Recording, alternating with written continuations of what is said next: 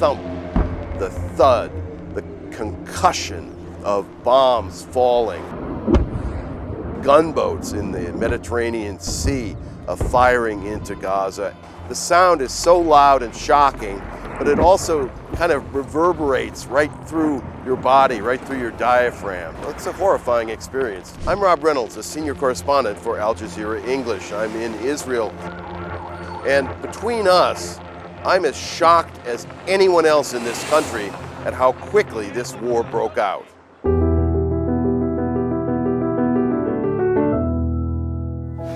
כאן כל המערכות כשלו. כל מה שקשור למודיעין, מודיעין צבאי, מודיעין אזרחי, כל מה שקשור לסנסורים, לגדר, הכל כשל.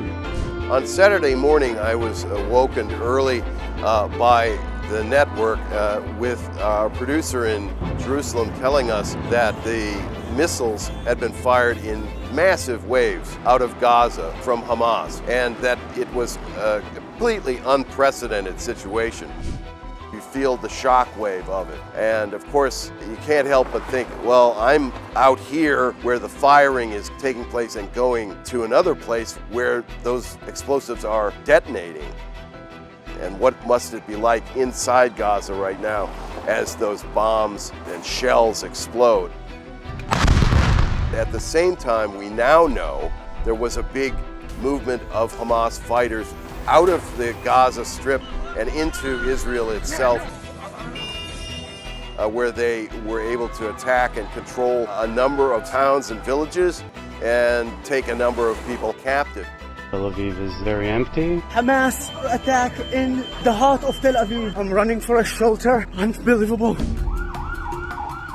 We very quickly moved from Jerusalem to the south of Israel, where the cockpit of action and warfare was taking place. There were several sharp explosions, and we could see a new plume of smoke. We went to the fairly major city of Ashkelon and set up outside a police and military roadblock.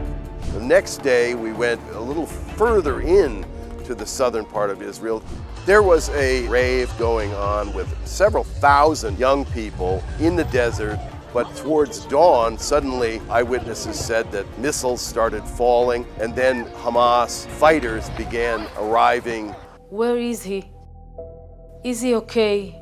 I have been talking to the mother of a young man who was at that rave. Her son, 27 years old, had been wounded and taken captive. She saw on social media some pictures taken by Hamas in a hospital or clinic in the Gaza Strip of her son looking very frightened. And she said over and over, all I want is to have my son back. We just saw a few minutes ago the shocking attack near our correspondent in Gaza.